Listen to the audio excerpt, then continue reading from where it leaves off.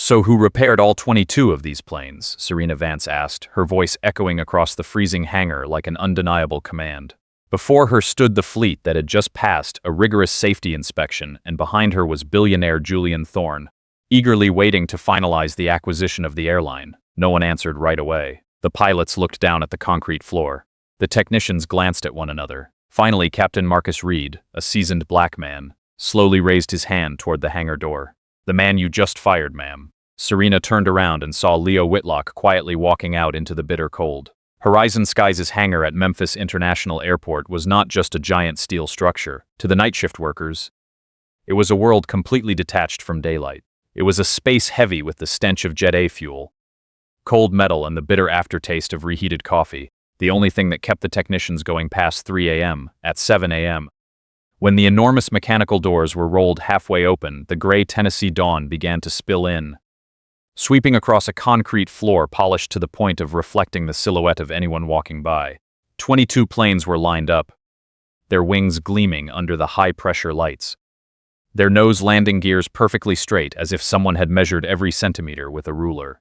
To outsiders, this was the image of a thriving airline, a fleet at its peak performance, but to Serena Vance, every plane here held a silent obsession.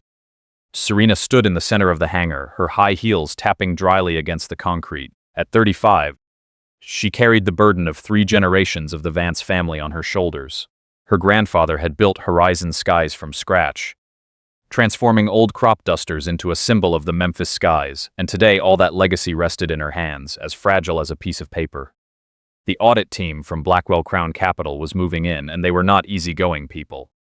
Harold Vance, the lead auditor, was a man who had spent 3 decades exposing the lies hidden within the most pristine balance sheets.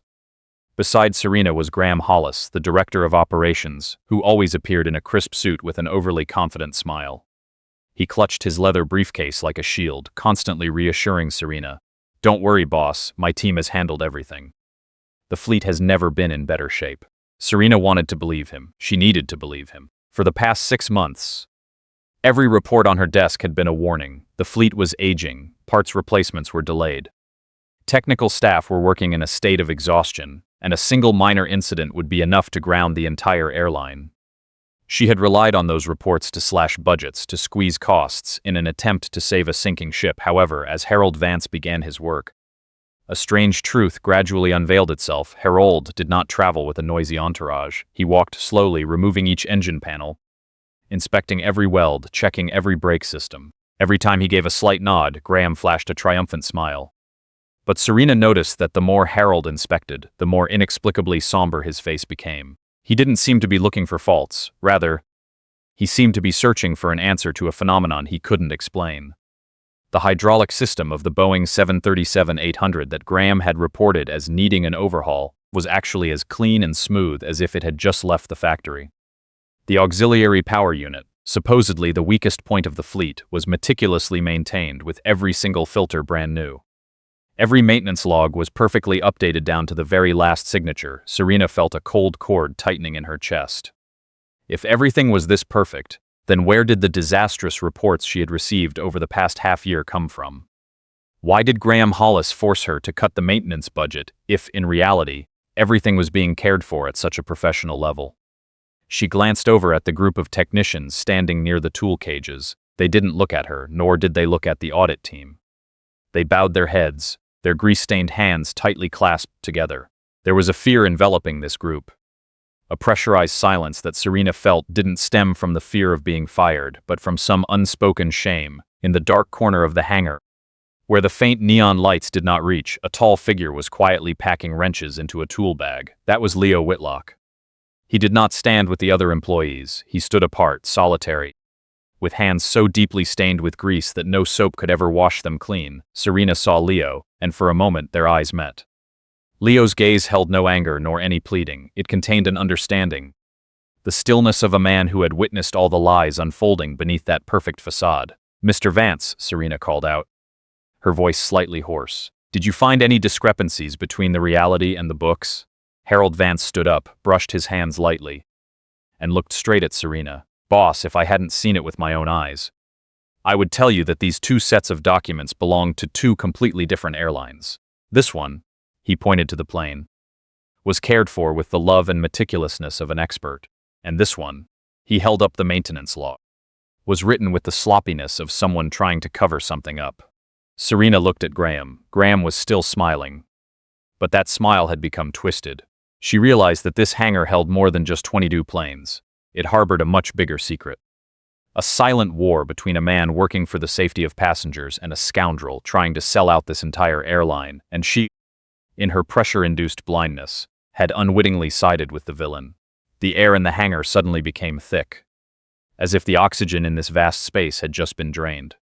Harold Vance's statement, "These two sets of documents belong to two completely different airlines," hit like a hammer straight against Graham Hollis's confident mask. Serena took a step back, her eyes sweeping over the planes gleaming under the neon lights, then locking onto Graham's pale face. "Graham, explain. If everything is cared for with love and meticulousness like he said, why is the maintenance log on my desk always a list of impending disasters? Why did we cut the technical budget based on those lying numbers?" Graham stammered, his usually radiant smile now distorted and brazen. "Boss, you have to understand. This is how we manage things. We need to optimize profits to impress investors. Sometimes, to maintain stability, we have to adjust the numbers a bit." "Adjust?" Serena growled, her anger beginning to flare. "Adjusting means cutting back on office supplies, not forging flight safety records." While the tension was at its peak, Leo Whitlock, the night shift technician whom Serena had fired at Graham's instigation, quietly stepped forward. He showed no sign of fear or bitterness. Leo set his tool bag down on the concrete floor, the sound of clashing metal ringing dryly, drawing the attention of the entire technical team. "You shouldn't be here, Leo," Graham roared, trying to shield Serena. "The boss fired you. You no longer have the right to step foot in this hangar."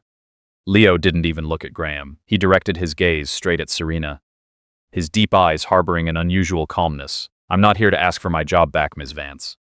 I am here to finish the final duty of a dedicated technician, which is to leave behind the truth." From his frayed jacket pocket, Leo pulled out a small notebook, its leather cover peeling from grease and time. He handed it to Serena.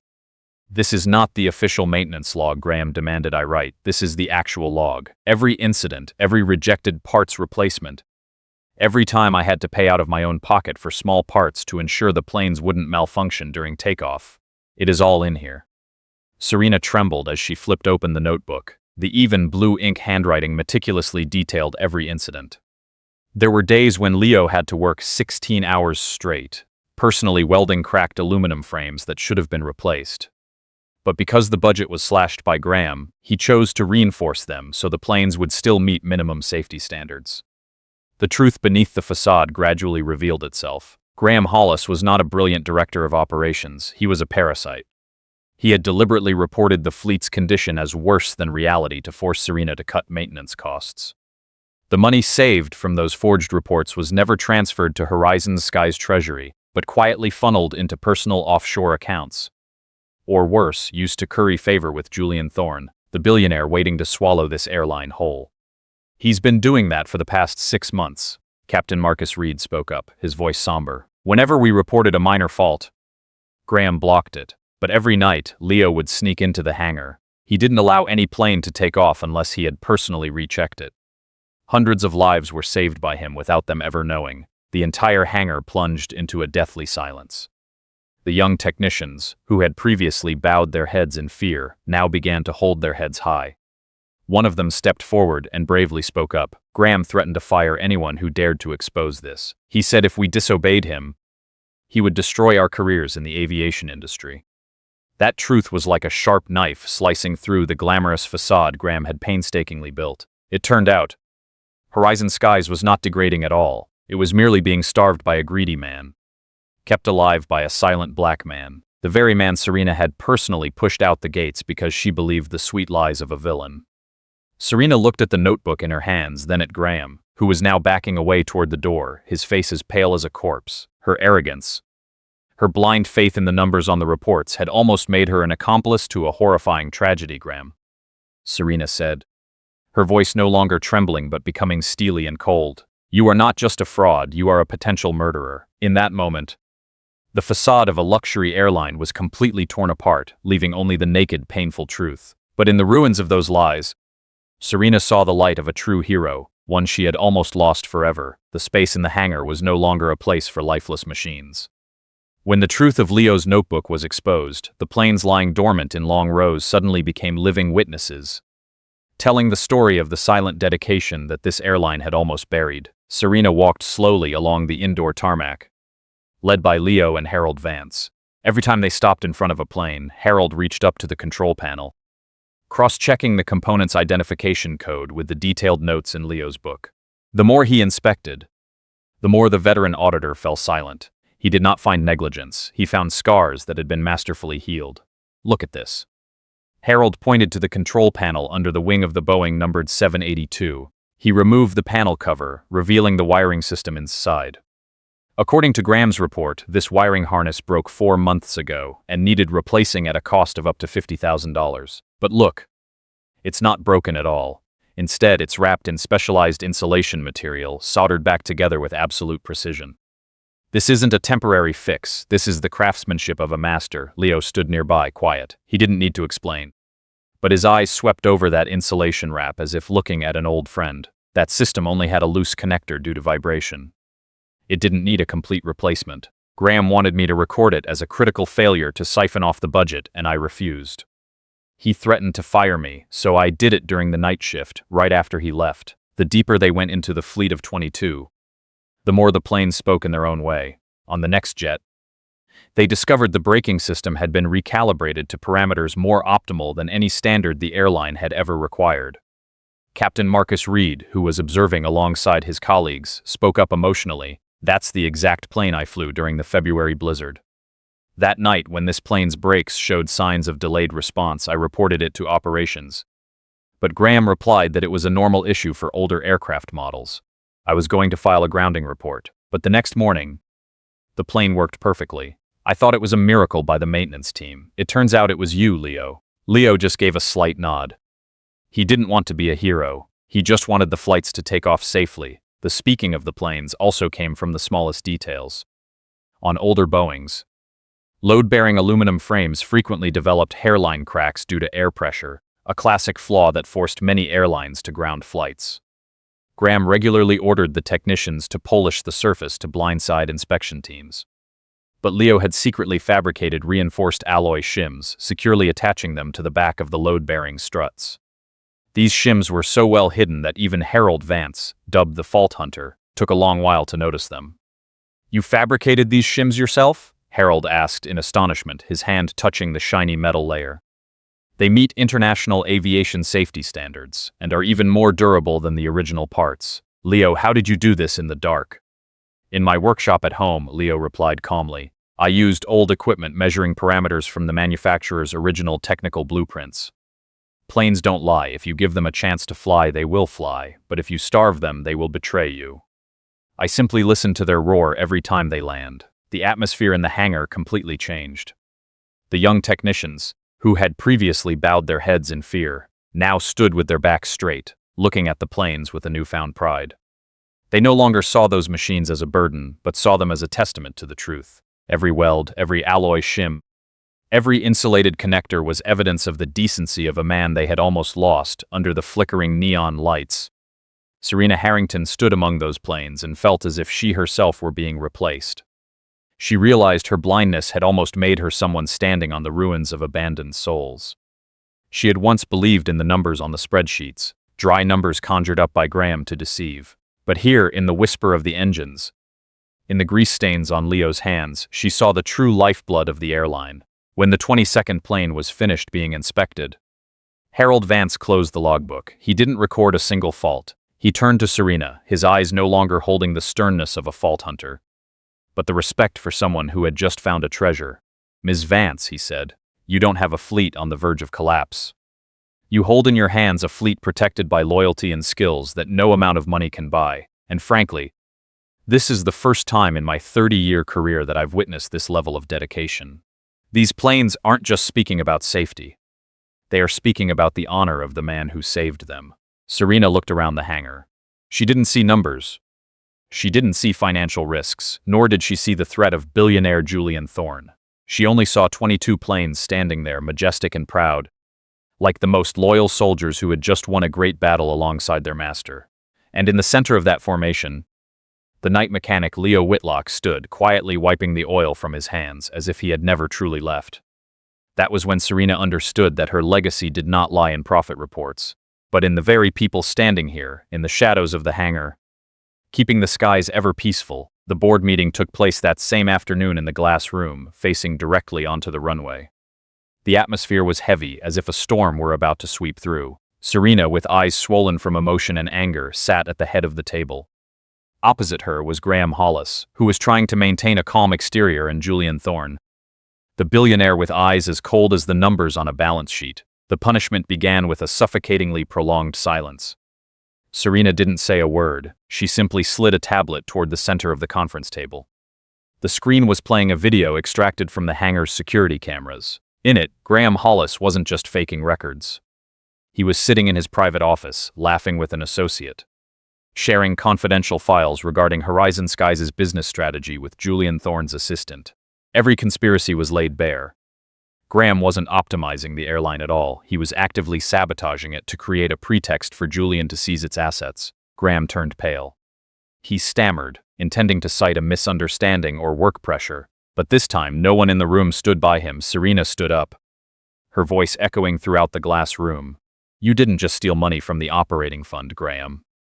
You took away the safety of thousands of passengers. You exploited my trust to turn my family's airline into a corpse waiting to decompose." Serena signaled to the guards. Two tall men walked in, not to politely ask Graham to leave, but to escort him out of the building. He was led away amidst the contemptuous silence of the entire staff. Next came the blow to Julian Thorne. The billionaire still maintained a calm expression, sneering, "Ms. Vance, you are making a mistake. Do you really think a night shift technician is going to save you? Do you think the truth is worth more than investment capital?" Serena did not flinch. She nodded to Daphne, her legal counsel. Daphne produced another stack of documents. Evidence that Julian Thorne had orchestrated emergency inspections to force Horizon Skies' stock price to record lows right before the contract signing day. "My lawyers have sent all this evidence to the Securities and Exchange Commission, and I've also just sent copies to the media. I don't need your money, I need transparency." Julian stood up, roaring in anger, but this time, his elegant businessman mask was completely shattered. He knew that if this incident hit the papers, Blackwell Crown Capital's reputation would be ruined. Thorne left the meeting room without another word, leaving behind the multi-billion-dollar acquisition contract lying abandoned on the table. But the most important awakening did not take place in the boardroom, but in the hangar, where Serena truly faced herself. After the battle ended, Serena walked down to the hangar. The technical team was still standing there, looking at her with probing eyes. She no longer looked down from above like a CEO. She walked straight over to Leo Whitlock. In that moment, Serena didn't see a subordinate. She saw a man who had shouldered her family's entire legacy, while she herself had once doubted and discarded him. "Leo," she said, her voice choking up, "I have spent my whole life trying to satisfy numbers and people who never saw me. I fired you because I was so terrified of failure that I didn't dare face the truth. I don't deserve your forgiveness." Leo looked at her, his eyes carrying the tolerance of a father accustomed to fixing broken things. "I didn't do it to be recognized by you or the board, boss. I did it because every time I see a plane take off, I think of my little daughter. I think of the fathers and mothers sitting on it, waiting to return home. That is my legacy, and that is why I couldn't allow anyone to fake it." Serena's awakening lay in realizing that true power does not lie in the right to fire or hire. Power lies in recognizing who is truly keeping your sky from collapsing. She asked everyone to gather around. Before the entire technical team, she announced the appointment of Leo Whitlock as Director of Flight Safety. No more intermediaries, no more control from the finance department. From now on, Flight Safety Authority was supreme. When the appointment concluded, the technicians applauded, a resounding applause, more genuine than any praise she had ever received from her father. Serena looked at Leo's grease-filled hands, then back at her own, the hands of an administrator who was once blind. She understood that from today, she was no longer a puppet in the hands of her father or the billionaires. She had truly reclaimed control. That night, for the first time in years, Serena did not look at financial charts. She stood beside Leo, listening to him explain the mechanics of an aircraft air filter. She didn't just hear, she truly listened. A woman who had escaped the manipulation of a glamorous facade to find the value of genuine things. She had truly awakened, and from this moment on, Horizon Sky's airline would fly high not on lies but on the honesty written by people like Leo on a crystal clear morning. While the Memphis air was still steeped in the scent of early dew, the Boeing 737 with the call sign Horizon 01, the first plane to be completely re-inspected under the new procedures, prepared to leave the runway. Unlike previous days, there was no media uproar, no expensive ties of investors waiting to sign contracts. Only the technical staff, the people who had silently kept the Memphis skies peaceful through the darkest days, stood on the tarmac. They did not stand in line to welcome a billionaire. They stood there to witness the fruits of their own hands. Serena stepped out from the administration building. This time, she didn't wear a luxurious designer suit but draped herself in the high-visibility vest of the technical department, a symbol of the companionship she had chosen. She walked over to Leo, the man who now bore the immense responsibility of a director of flight safety. Witnessed by the entire staff, Serena did not deliver a flowery speech. She pulled a new ID badge from her pocket, elegantly designed with gold lettering. Leo Whitlock, Director of Flight Operations. But before handing over that badge, she pulled out something else from her pocket. The old ID badge, the light blue, frayed-edged card that Leo had taken off and placed on the desk the morning he was fired. Serena had kept it carefully all these months. She clipped both badges onto Leo's jacket, patting his shoulder lightly. "The old badge reminds me of my own stupidity," Serena said, her voice loud enough for everyone around to hear. "And this new badge is the company's promise to all of you. You are never allowed to sacrifice the truth for any number." The Boeing's engines began to roar, but this time it was not the roar of a machine trying to cover up faults. It was the confident roar of a well-cared-for entity, a clean sound that only someone with a sensitive soul like Leo could recognize. As the plane slowly taxied onto the runway, Serena stepped closer to Leo. "Leo, why didn't you ever show off that notebook sooner? If you had done that, you wouldn't have had to endure all those years of being looked down upon." Leo watched the plane soaring into the sky, his eyes reflecting the long streak of light it left behind. "An aircraft mechanic learns one thing about noise, boss," he said. His tone as calm as a lake.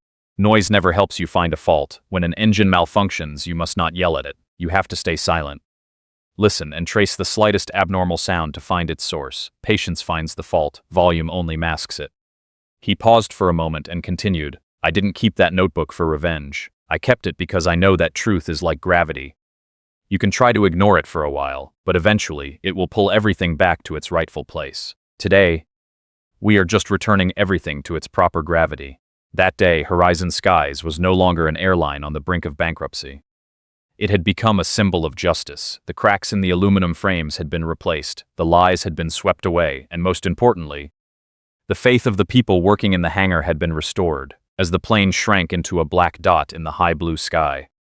Serena looked at the colleagues around her. They had stopped looking at her as an aloof boss. Now, they looked at her with the respect of people in the same trenches. Victor Harrington, the father who fundamentally only cared about the family's reputation, had been pushed out of all executive decisions after the board of directors discovered that he, too, had ignored Leo's warnings to protect the company's image. He was no longer there to demand fake strength from his daughter. Serena had personally written the request for his early retirement. She had chosen to write the new chapter of her life herself. A chapter written in the ink of truth. Before leaving, Leo lingered on the tarmac for a moment. He looked up at the sky, where the plane was flying a perfect trajectory. In his pocket, Clara, his little daughter, had just sent a message with scribbled crayon drawings. "Dad, is the sky beautiful today?" Leo smiled, typing his reply. "The sky is very beautiful today, sweetie, because it is safe."